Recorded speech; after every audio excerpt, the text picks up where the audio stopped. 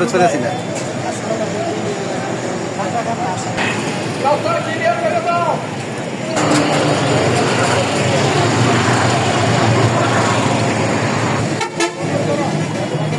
এবার দেওস না বেটা তোরা।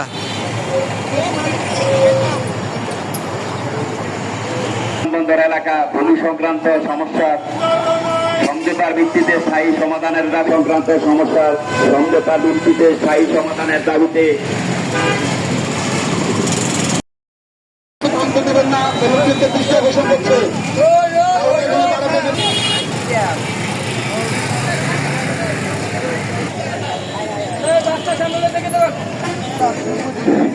পূর্ব দিকে খালি আছে, পূর্ব দিক থেকে লাইন ছেড়ে করেন, পূর্ব দিকে ভাই সামনে ছেড়ে দিও।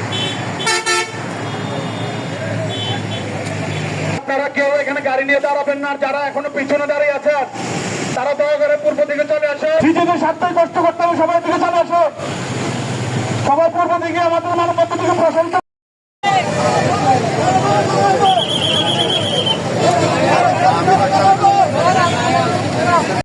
দখলদার বাহিনীর মতো আমাদের সাথে বৈরী আচরণ করছে, আমরা তার তীব্র নিন্দা জানাই। মাননীয় প্রধানমন্ত্রী তারেক সাহেবের কাছে আমাদের অনুরোধ হলো যে আমরা আপনাদেরকে আপনি এই ব্যাপারে হস্তক্ষেপ করে একটা সংসদীয় কমিটি করে অথবা একটা বিচার। স্বাধীনতার তো প্রায় 54 বছর হয়ে গেল, এই সমস্যার সমাধান কেউ আগে আসে নাই। আমরা বারবার বহু মানুষের বহু সম্পত্তি ওরা দখলে রেখে দিচ্ছে। আমরা এই সামগ্রিক বিষয়গুলোর একটা সুষ্ঠু সমাধান চাই।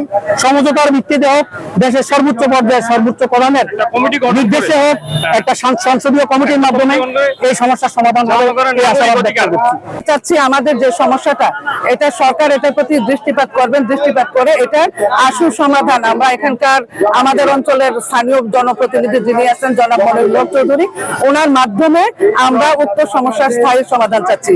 প্রধানমন্ত্রী যিনি জনগণের নির্বাচিত সরকার, সারা দেশ বিদেশে সমাদৃত, এই সরকারও মনে করে এই মানবিক সমস্যা এগিয়ে আসবে। আমরা